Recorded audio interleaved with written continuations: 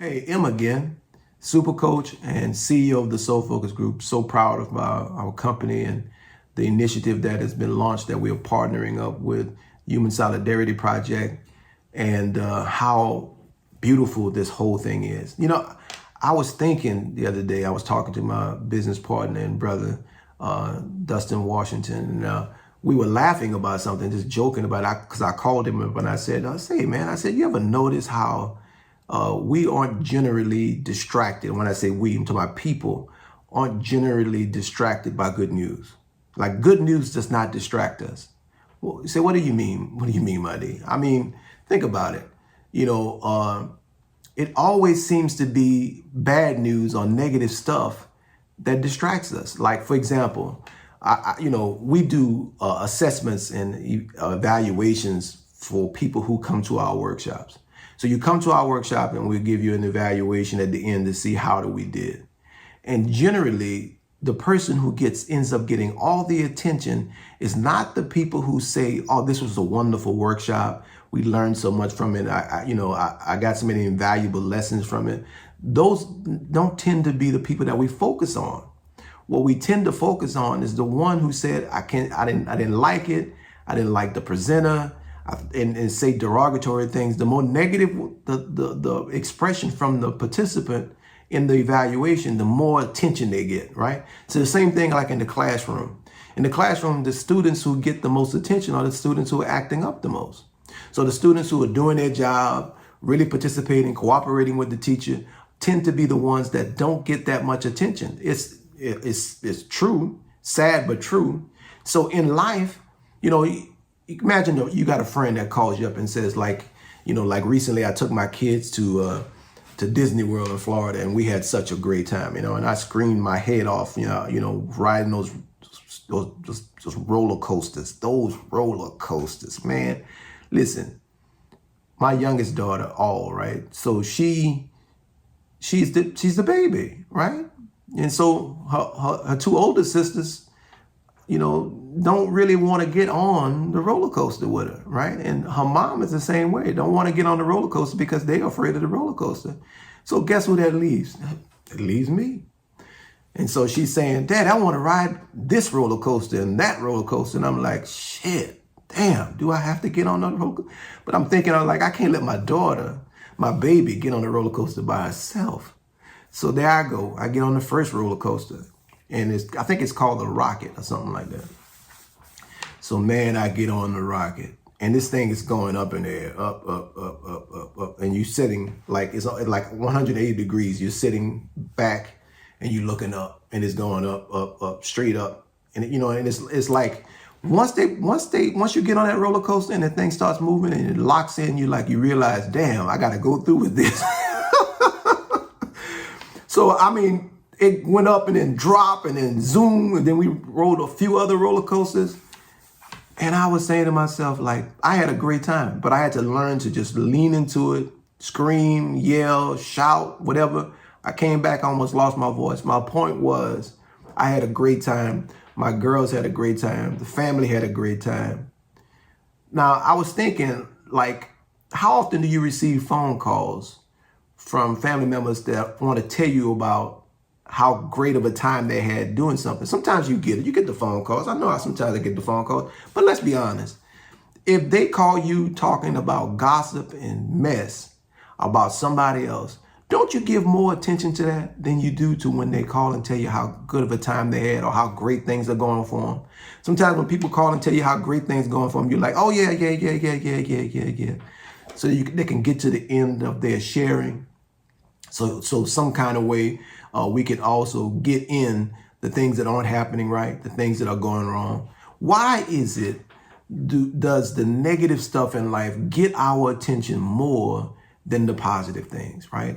I thought about that, and as a life coach, or I call myself a super coach because I am. But if you think about it, why do we give all of that attention to negative stuff? We say we don't want the negative stuff to happen.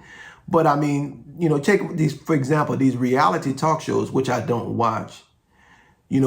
There's so much negativity on them, which is why I stopped watching them. It's like it's constantly bombarding your mind with the false reality that this is life, because it is not life. It is what we are choosing life to be for ourselves if we are in that realm.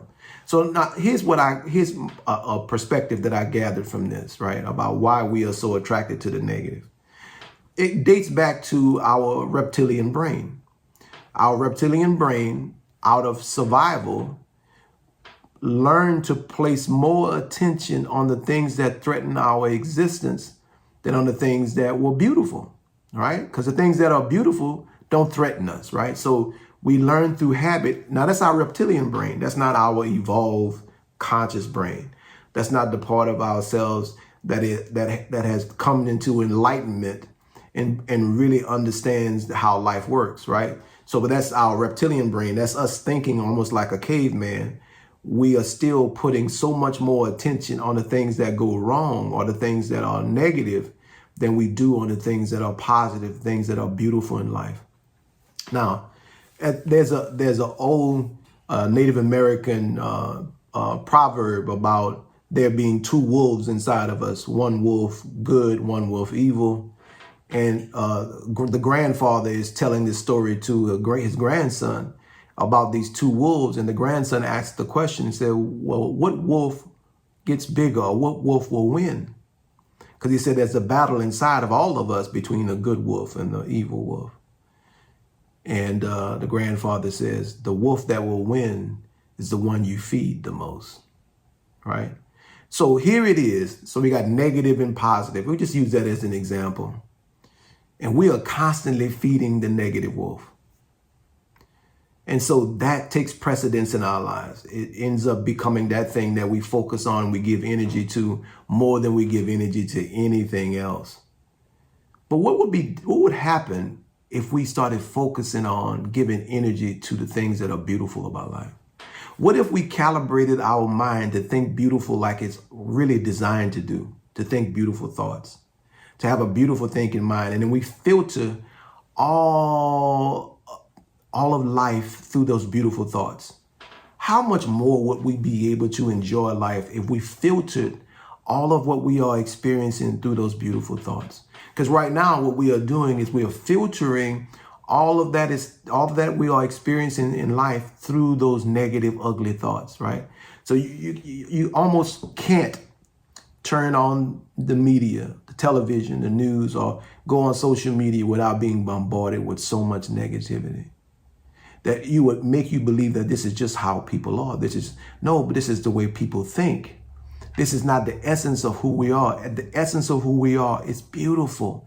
At a soul, spiritual level, we are some wonderful entities capable of creating heaven on earth while we live. But we have not calibrated our minds to be a servant of those beautiful thoughts, right? There's this word that I learned from this sister a long time ago, and I had never seen the word before, but it's eunoia. Eunoia. Greek word that means a beautiful thinking mind.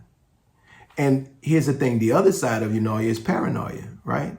So I would say the sister or brother of eunoia is paranoia, which is you believing that something bad is about to happen to you and you being on the lookout for the negative. Most of us walk around in the opposite of eunoia, an opposite of having a beautiful thinking mind. We walk around in the ugly thinking mind, a paranoid mind, constantly on the lookout for things to go wrong in our lives, constantly on the lookout for things to fall apart.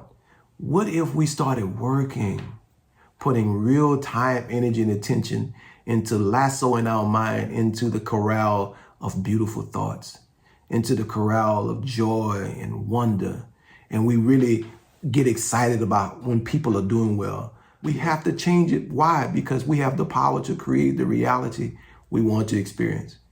Think about it. Let's start calling each other to share good news.